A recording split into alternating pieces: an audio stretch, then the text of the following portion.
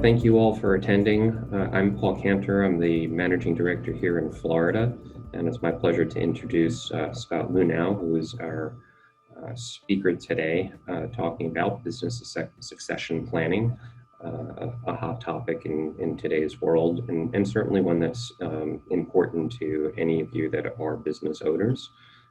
Scott works in our practice management group. He is an attorney.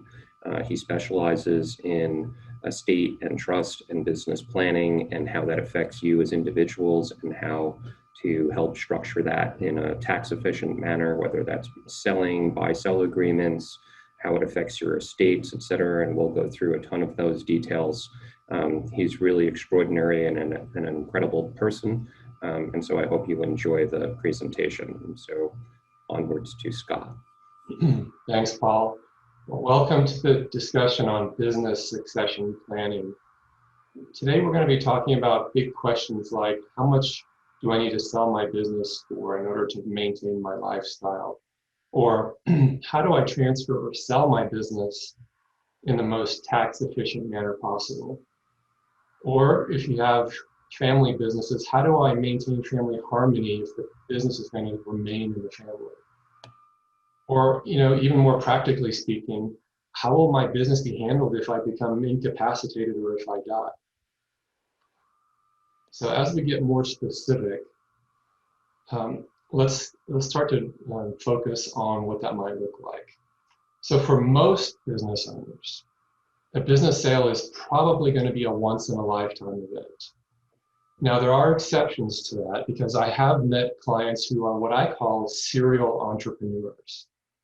And these people who are serial entrepreneurs usually have 2, 3, or 4 businesses going at any given time. And if they sell one of them, they're just going to invest in or create another business. So that's a totally different situation. But for most people, your business is something that you've built your entire life, and it's usually comprises the majority of your estate. So because of that, the stakes obviously are really high and the stakes are costly. I'll give you an example. So we worked with a business owner who got an offer to sell his business. They signed the confidentiality agreements, and they were really heavy duty into the due diligence process. The financials were being shared. And the business owner was already working with his financial advisor to see how the sales proceeds might be invested and what kind of income that was going to generate, what kind of things they were going to do, such as going on vacation that they've never been able to do, or buy a vacation property. And then about a good ways into the process, the business owner got a call from the buyer who said, we've got a problem here and we've decided we're going to pull out. We're not going to buy your business. And the issue was, this was a kind of a manufacturing business, and everything in the business was software IT based except for the inventory system. The inventory system had not been upgraded or modernized. And for some reason that spooked the buyer so much so that they backed out of the deal. And unfortunately, it took this owner about another 3 years to find another buyer for the business. And by that time, the business cycle for his industry had kind of peaked and he actually got less money for it. And we're going to talk a little bit later about how to get higher multiples for your business and try to minimize these types of costly mistakes. The other thing I want to talk about is business owner personality. So there's sort of 2 extremes when it comes to business owner personality. And one extreme is what I would call the business owner who is a monarch. And a monarch is a business owner who seeks control at all costs. And this is even to the business's detriment because they don't give up any control. And they're the kind of person, if they don't show up for work Monday, people are not going to know what to do because he or she controls everything. And then the other end of the spectrum, you have what I call a steward. And this is a person who nurtures the business, who can take extended vacations, be gone from the business for long periods of time, and it runs smoothly because he's got management teams, key employees, everything is running smoothly. So those are kind of the 2 extremes. And another thing that you have with businesses is complexity. And for me personally, this is one of the reasons I really like working with business owners, because as an estate planning attorney, working with business owners involves all of the tools in my toolbox as an estate planner, from testamentary planning to advanced gifting strategies, charitable strategies, business agreements, buy, sells, cross-purchase agreements, life insurance planning, and even family dynamics for family businesses. And the problem with this, though, is because of the complexity, it usually causes analysis paralysis among business owners. So it's so complicated, it's so time consuming that most business owners don't have either a plan at all or it's very minimal. So what I found is that it's easiest to break this into phases. And phase one would be just what I would call hit by the bus planning. So next week, if you were walking across the street and you were hit by the bus, do you just have a basic estate plan in place that would handle things if you were, number one, disabled, right? You're going to recover, but during that recovery period, how is the business being handled? Who's in charge? And then, of course, if you were to die, where does the business go? Who's in charge? And how does it pass through your estate plan? So that's phase one. And then phase two is really more of the pre-sale planning, the tax minimization strategies, and all of those kind of things to increase the value of your business so that you can get more for it when you do sell it. And we're going to talk more in detail about that here in a minute. So this just shows you how complex all of the potential options are for selling or transferring the business. So if the business is going to remain in the family, you've got multiple techniques of gifting, self-canceling installment notes, family limited partnerships, and various irrevocable trusts that you have at your disposal. Charitable planning is actually a huge component of pre-sale planning because that's one of the most powerful tools to minimize the capital gains taxes that occur when a business is sold. A lot of business owners want to sell to key employees because they feel that if they sell it to a third party, the business will never be the same. To save costs, they'll fire the key employees that have been around for decades maybe and have helped build the success of the business. So selling to key employees, there's various techniques that can be employed, such as management buyouts, ESOPs, synthetic equity, and executive comp plans. If you have co-owners, obviously you need to deal with them, whether that's cross-purchase agreements or buy-sell agreements. And then, of course, if you have a third-party buyer, you can have a strategic buyer who is maybe a competitor of yours, who would find synergy in purchasing your business, or then there's the pure financial buyers, such as private equity or hedge funds. And depending on whether you want to retire and be done with it, or you want to continue in the business in some role or fashion, that you're going to have various techniques that you can employ based on how you want to handle that. And then obviously, if your business is large enough, we can talk about IPOs, reverse mergers, SPACs, and those kinds of things. All right, so this is what I would describe as sort of the ideal runway of the timeline for what it looks like to properly transition a business.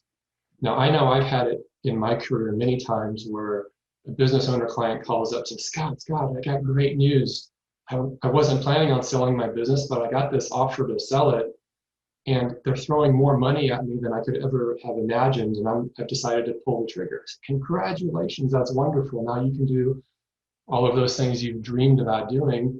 When is the sale going to occur? Well, 60 days from now.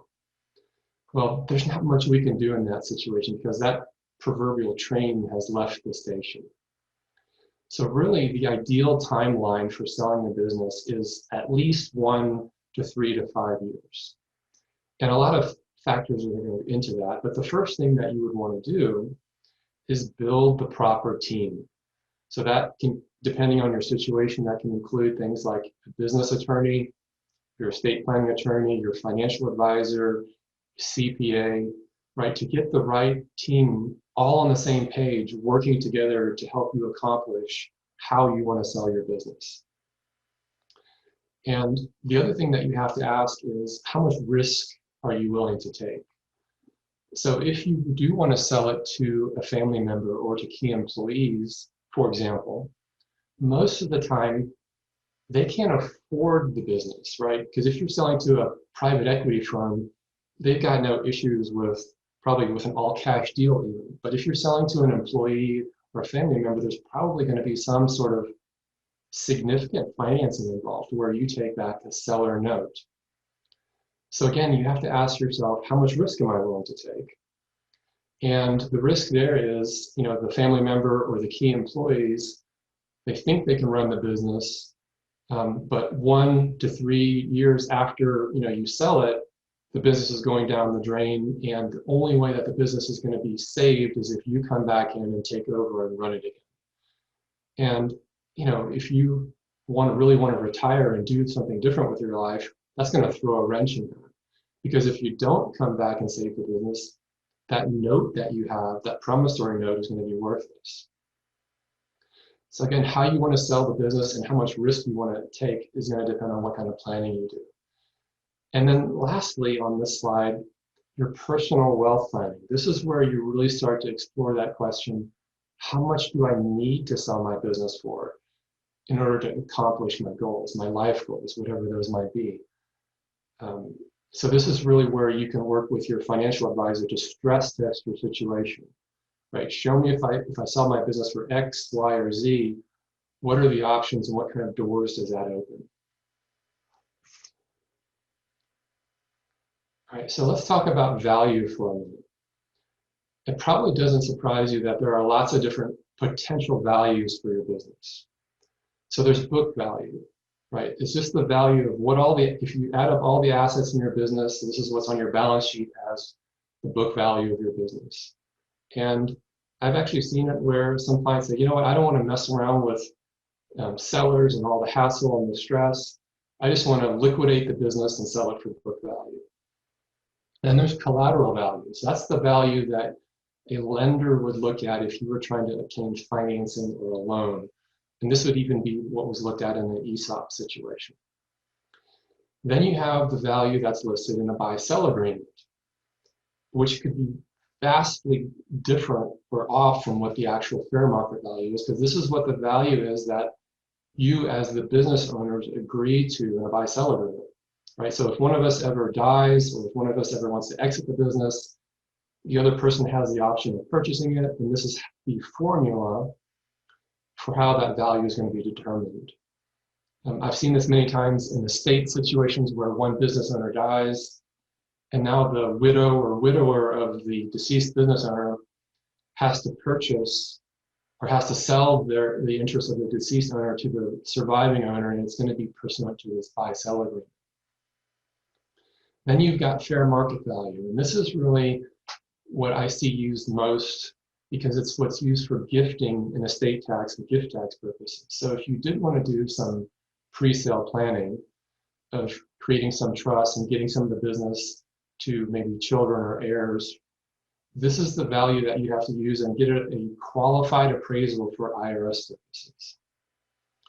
Then there's those values to either a financial buyer or a synergistic buyer that I mentioned earlier, right? So the value there is obviously going to be higher because the business is going to be potentially much more valuable to them from a synergistic or financial standpoint.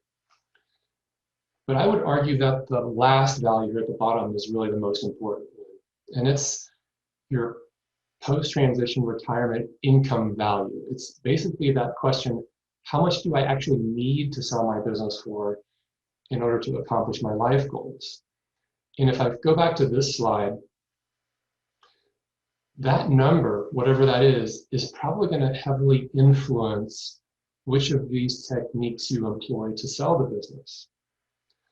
So I had a situation where a business owner wanted very, very much to sell the business to a child. The child was already working in the business. The child had expressed interest in it. He wanted to carry on the family legacy. But when we did the financial calculations for this business owner, we said, the only way you're going to sell it to your child is for less money, and then you and your wife are not going to be able to basically live for the rest of your lives. So unfortunately, this business owner had to sell it to an external third-party buyer. But again, that's what you need to know is how much do I need to sell my business for? And then what techniques are available to me to do that? So the one question I have for all the business owners on the call is, when was the last time you had your business appraised? And if it was not recently, then I would consider urging you to, every 4 to 5 to 7 years, get an appraisal. Even if you're not interested in selling your business at all, I would argue that it's good to know what the business is worth at any given time. Because with the high estate tax exemptions we have right now, you may want to employ some gifting to lower your potential future estate tax value. And this kind of stuff actually does happen. What if you did get that phone call next week, totally unsolicited, from somebody who was interested in buying your business, and they threw a number at you? Well, having that baseline value in your mind of what your business is worth, that will give you a good foundation to decide whether that's something that you should pursue or just ignore, right? And so again, having that business valuation or appraisal can be really useful for gifting purposes, estate tax purposes, and just for being able to deal with that unexpected phone call that you might receive. All right, so let's think like a buyer for a second. So a buyer is going to look at things, to try to get the best price they can for your business. And obviously you want to do the opposite. You want to get the highest price that you can, unless maybe you're selling to an employee or a family member. So, does the business have high growth prospects? Is the client base well diversified? Or, is 75% of the profit from your business coming from one client, right? So that's a red flag for a buyer. Do you have a management succession team in place? That goes back to the question, are you a monarch or are you a steward? Are your products and services really differentiated? Are you in a leading market position, right? Or what's your market share? So all of these things are going to go into what kind of multiple you might receive for your business. And I'll give you another example of a family situation. So this was another business owner, again, who had a child in the business, and he was adamant, my business is going to be sold to my child, and I want you to help me figure out how to make this happen. And so there was no changing his mind. So, the things that we looked at were, okay, how much do you and your wife need to sell your business for to accomplish your goals? And let's stress test that. How much can your son afford? Well, most of the time you can only get an SBA loan for about 4 to 5 million. So that was one good place to start with. But the other thing that we did was, how can we make this business more affordable for your son? And this was a manufacturing business, so all of the equipment was really outdated. So it was a perfect time to spend a lot of money and add a lot of debt to purchase new equipment and finance that, which obviously if you add debt to the business, that's going to lower the value of the business. And then the last thing that we did is we stripped out the real estate, right, that the warehouse sat on. And that did two things. That further lowered the business by a couple of $1 million. And the business then would pay the rent to the husband and wife, the parents. So that was an additional income stream that helped make their financial situation work out for them. So in the end, the son was able to afford the business, and the parents were able to, accomplish their life goals and have the cash flow and income that they needed, and it all worked out. So depending on the situation, you can get really creative on how to structure things. But again, this took probably 2 years to put in place. So then there's that runway of how to, how much time you need to properly set everything up. And we worked in conjunction with his CPA and attorney to help, put all these structures in place and get everything done. So let's talk a little bit more specifically about family-owned businesses. And this is really where you can get into some interesting situations and also some potentially unpleasant situations. And one of the reasons for that is because you have so many different layers of how everything is structured. So you have family members who are owners, family members who might be employees, family members who are owners but just sort of sit back and get mailbox members. So you can see how this can get really convoluted. So let me give you two examples to illustrate this. We worked with a business owner who had 3 kids. One of the children was in the business. The child had worked, during the summers and on vacations to make extra money. This son had gone to business school and was taking on more and more responsibility in the business. There was no question from the father that he was takeover material. He could one day run this business and do it well. The other 2 kids had no interest whatsoever in the business. They were pursuing their own careers, didn't want to have anything to do with the business. But the father was adamant that when it came to his estate plan, the kids were going to be treated equally. They were each going to get 1/3 of his total estate. And when we looked at his estate plan, that's exactly what was happening. When he died, each child got 1/3 of everything, including 1/3 of the business. But what hadn't been looked at is the distinction between ownership and control. And part of my job as an estate planning attorney is always to ask the question, well, what's the worst thing that can happen? And so we had a conversation and said, look, everybody in your family gets along, but that may not always be the case. Because we've seen situations where family members who are owners of the business got together and outvoted the family member that was in the business because they wanted to get more money, right? They wanted to get more income and profit from the business. So they forced the one family member who was running the business to cut costs, lay off employees, run the business differently to try to milk the business for more money. And even though everything is going fine with your kids now, who knows what can happen one day in the future. So he saw the wisdom in this and he was very upset. Not with us, but he was upset, number one, that this could happen. And he was upset with his estate planning attorney for not properly figuring this out and putting a plan in place. So we helped him restructure his business, reorganize it to create voting and non-voting units, to put a new estate plan in place so that the one son who was running the business got his 1/3 of the ownership, but he also got the control of the business. So and then we even went one step further and we had a family meeting, right? We sat down with the kids, shared the estate plan, and shared what the plan was with the business. And once the kids understood this, they all agreed that in the end, it was probably a good idea to preserve family harmony. So that's, again, the distinction between ownership and control.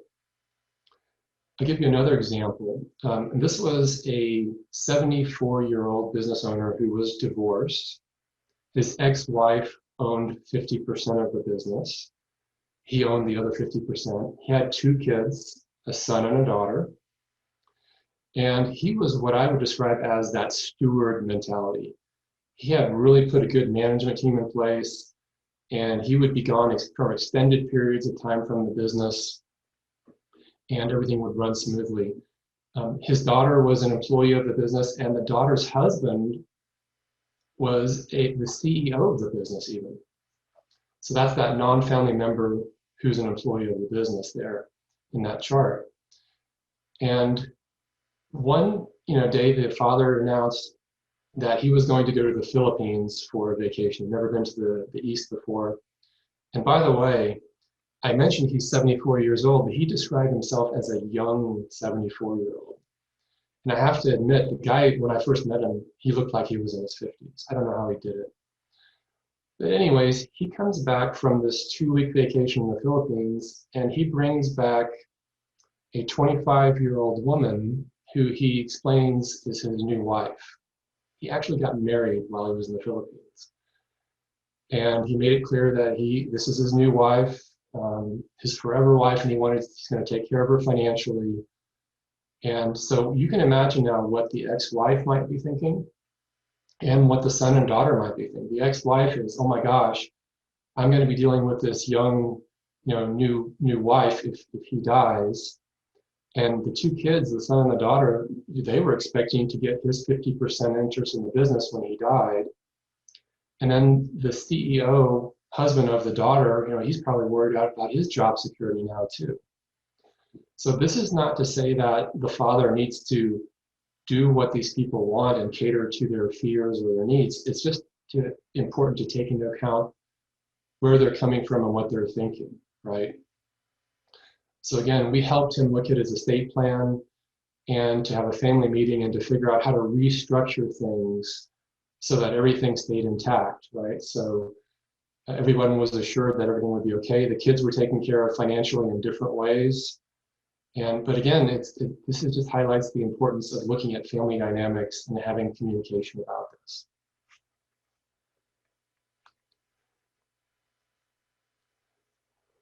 So I want to talk a little bit more about personally preparing for a business transition. Again, it's so important to quantify how much you need to sell your business for in order to accomplish your life goals.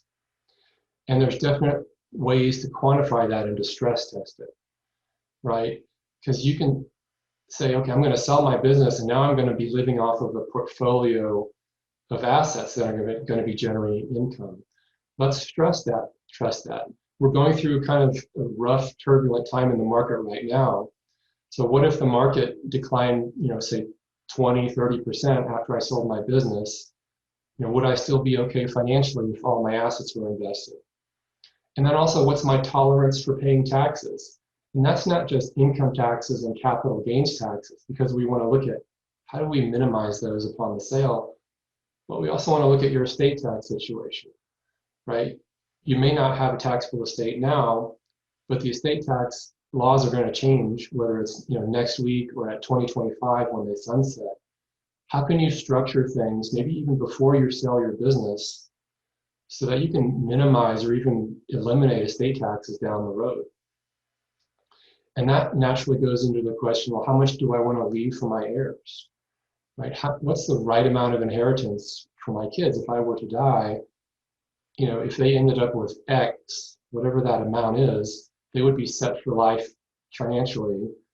And, what do I then do with the rest? Do I do charitable planning? Those are the kind of things you want to look at is what's my tolerance for taxes and how much do I want to leave for my heirs? And then how do I structure things to accomplish, these points, right? So this is, again, where as an estate planning attorney, I'm using almost every tool in my toolbox that I've learned in my career to try to help business owners answer all of these questions. And it also highlights the importance of having that financial team that's all on the same page and that's looking out for your best interests. All right, so that raises the bigger question, when do you update an estate plan? Right, a lot of business owners, I'm frightened to learn, don't even have an estate plan. Or they have one that maybe was done 10, 15, 20 years ago when their kids were minors. Obviously, you want to look at your estate plan anytime you're looking at establishing or exiting a business. But it's also whenever you have a life, what I call a life event. So if there's a marriage, a divorce, a birth, a death, if you have any of those things, you should look at your estate plan, whether it still works the way you want it to. Tax and legislative changes, I mentioned those. If the estate tax laws change, you definitely want to look at your estate plan. And if you think you have estate tax exposure, think about, what's my tolerance for taxes? And then your financial team can help you come up with solutions to try to minimize that. So what are some key takeaways that I want you to walk away with from this discussion? And the first one is just asking that question, what kind of business owner are you? Do you sort of lean more or gravitate more towards that monarch who likes to have control, even to the detriment of the business? Or are you more of the steward who, if something happened to you, or if you were to step away for a while, the business would run fine without you? Again, the more it leans towards the latter, I would argue the more attractive your business can be to a potential buyer. And that also will influence whether you have to stay in the business as a consultant or an employee, right? Because the buyer may insist, look, because you don't have a management team in place, you have to stay employed in the business, and the business has to meet these financial milestones before we'll, pay out, you know, the sale of the business to you in installments, right? So you have to ask the question, how much risk am I willing to take? And how long am I willing to stay in the business, or do I just want to have a clean exit?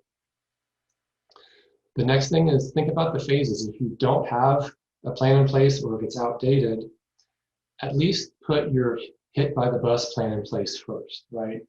Just to have that basic estate plan in place if you were to become disabled, or, worst case, if you were to die, at least you've got a plan in place to take care of your family if one of those things happens. And then if you have phase one in place, start thinking about phase two.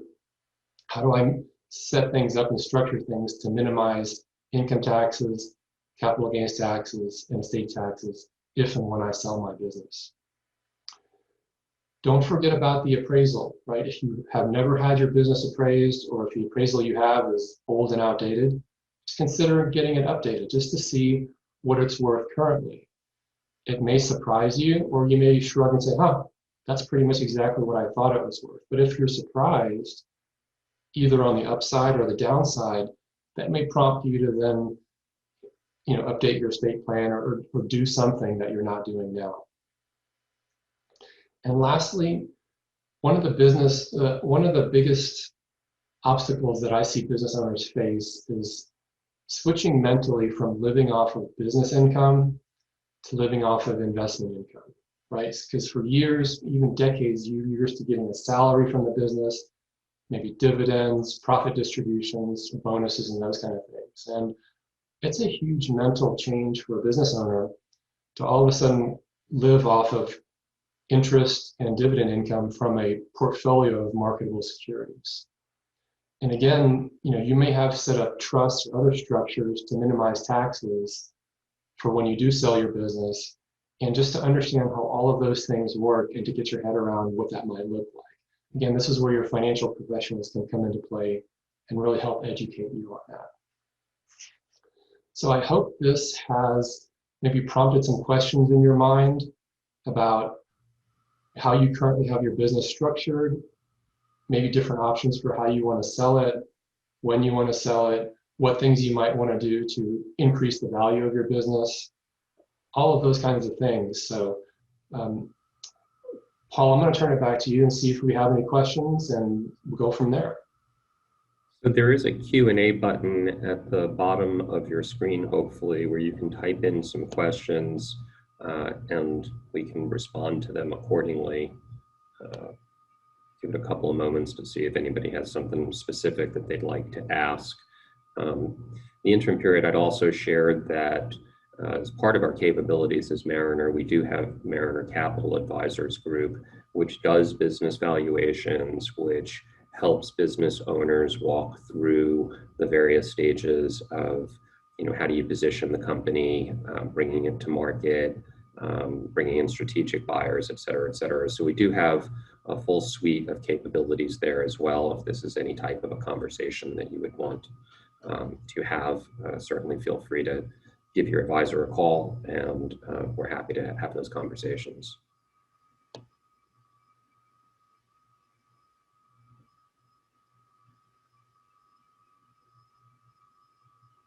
I'm hoping somebody's going to be typing away here rapidly.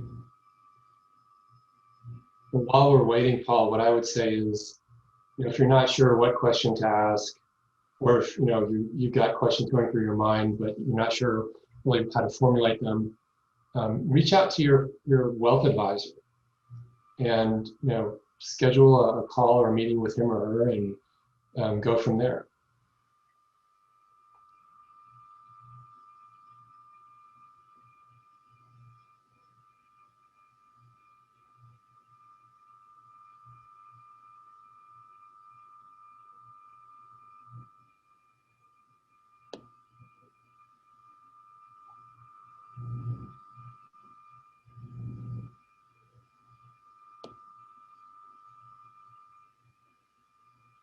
Just a general question here is, from your experience, Scott, currently, are you seeing a change in mindset in business owners generally, whether they're looking to potentially, buy a business in this environment, sell a business in this environment, have valuations changed because the economy has been strong.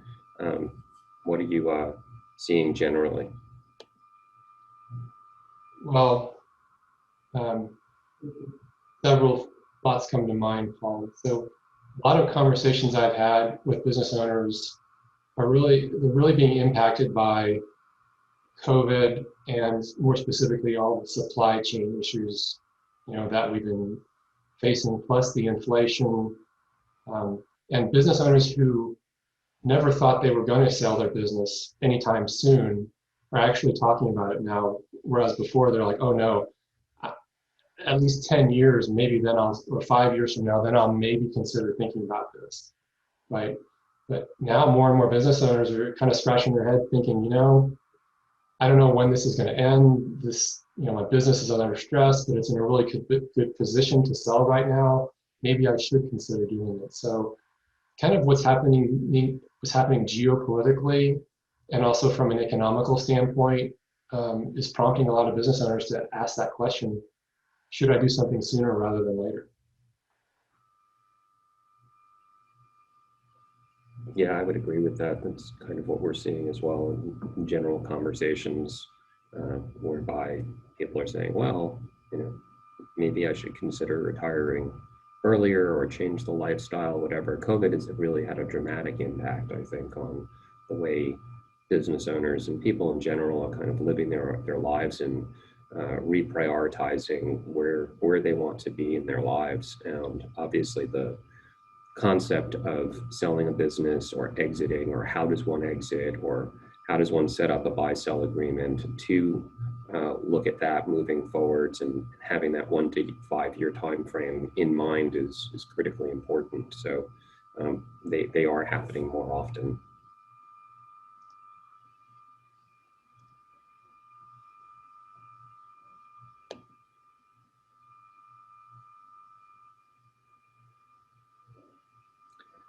Another question coming up is, given the supply chain constraints and some of the geopolitical issues that we're having, is that prompting business owners that you're seeing to potentially look at their supply chain partners and saying, I don't want to be subject to their struggles, and potentially I should look to develop vertically within my business to be able to address some of the issues that I'm seeing?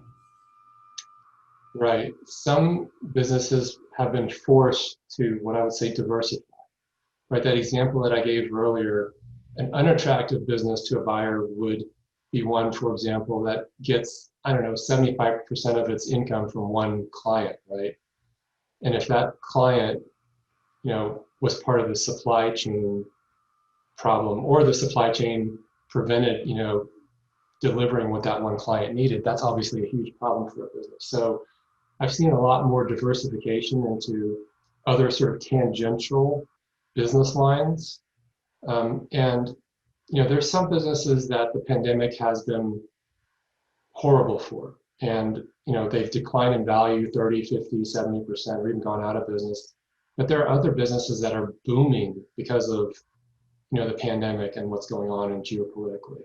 So it kind of depends on what business you're in, and if your situation is the former or the latter.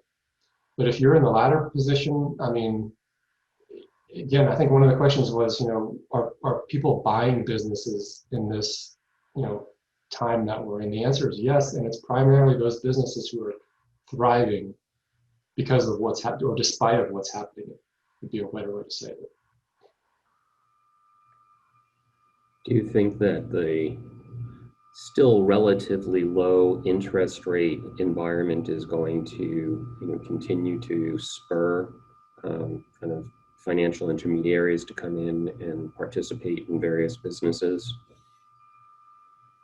It is, because if you're a financial buyer or a synergistic buyer, right, if you're that competitor that's looking up to swallow another competitor to double or triple yourself because of the synergies, private equities and hedge funds are still flush with cash, and they're not really burdened as much by interest rates, right? It's really more sales to co-owners or sales to key employees or sales to family members where financing is going to be needed, and interest rates are going to impact those situations a lot more as opposed to financial buyers.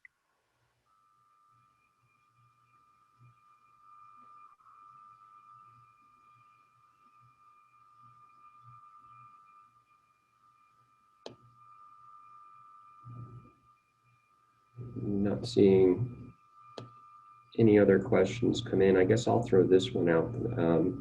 Is there a sweet spot from the perspective of Mariner Capital Advisors as to the types of businesses that we've generally helped, or specific industries like construction or healthcare, et cetera, that we might highlight? I've seen Mariner Capital Advisors handle all types of businesses, whether it's franchises, construction companies, tech companies, medical, you name it. And the interesting thing about Mariner is they serve a really important niche area, because if you go to Citibank, Goldman, and those big players, they're really only dealing with multi mega millions businesses, right? Over $100 million and so forth. And if you look at the bell curve of where most of the businesses sit in the United States, small businesses, they're between the $5 to $50 million range, maybe averaging 20, 30 million, something like that. And that's really the space that Mariner Capital Advisors specializes in, whether it comes to valuations, the M&A side, buying or selling those businesses. So that's really the bread and butter that Mariner Capital Advisors works with primarily. Thank you for sharing that.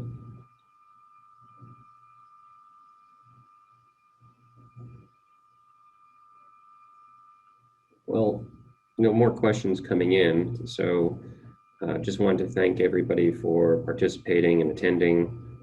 Hopefully this, A, was informative, and B, potentially answered some questions or even raised some questions such that you can come back to us and have some really in-depth conversations. We're here to help, and we certainly appreciate your time.